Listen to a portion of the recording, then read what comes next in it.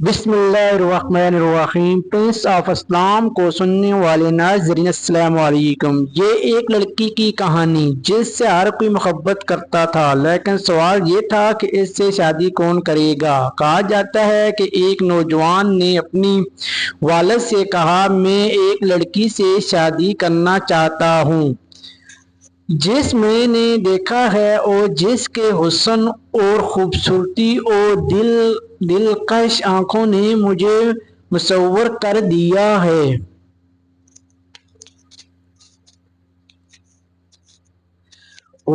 والد خوشی سے مسکراتے ہوئے جواب دیتے ہیں، کہاں ہے وہ لڑکی تاکہ میں تمہارے لیے اس کا رشتہ مانگوں۔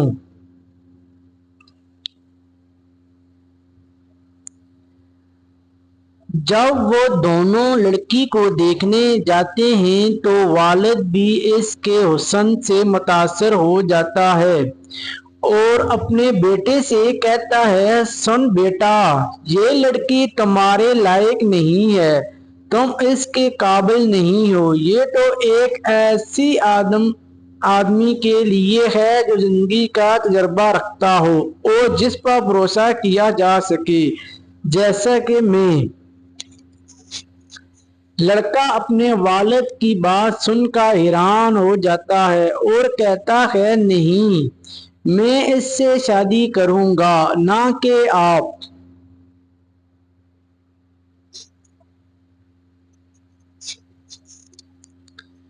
پھر وہ دونوں جھگڑتے ہوئے پولیس اسٹیشن چلے جاتے ہیں تاکہ مسئلہ حل کیا جا سکے۔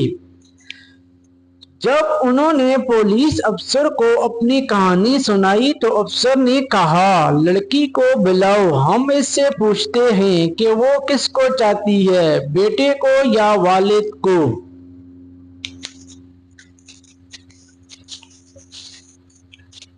جب افسر نے لڑکی کو دیکھا اور اس کے حسن سے متاثر ہوا تو اس نے کہا، یہ تم دونوں کے لیے مناسب نہیں، یہ تو میرے جیسے کسی اہم شخص کے لیے ہے۔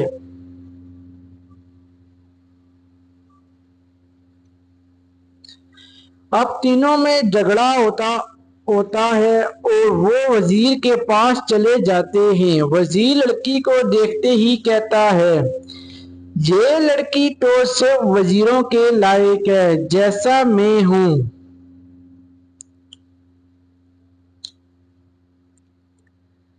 اسی طرح ان میں جھگڑا ہوتا رہا اور معاملہ امیر شہر تک پہنچ گیا۔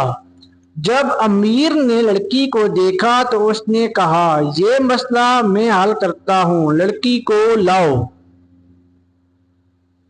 لڑکی کو دیکھ کر امیر بھی کہنے لگا، یہ تو صرف کسی امیر ہی سے شادی کر سکتی ہے، جیسا میں ہوں۔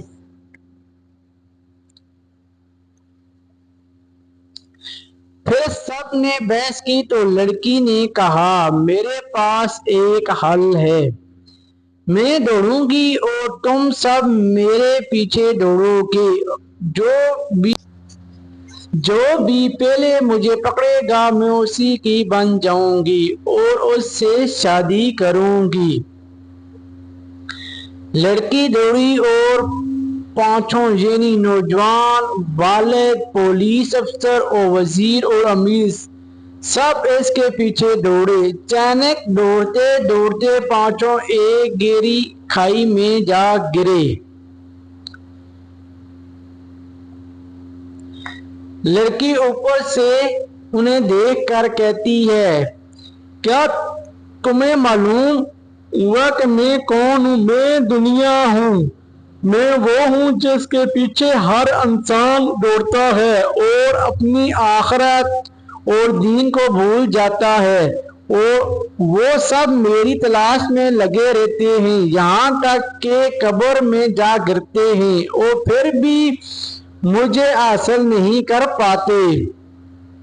کہانی ہمیں یہ سبق دیتی ہے کہ دنیا کی چمک دمک کے پیچھے بھاگنے سے بہتر ہے کہ ہم اپنے دین اور آخرت پر توجہ دیں، کیونکہ دنیا فانی ہے اور ہمیں کسی بھی مکمل طور پر حاصل نہیں ہو سکتی۔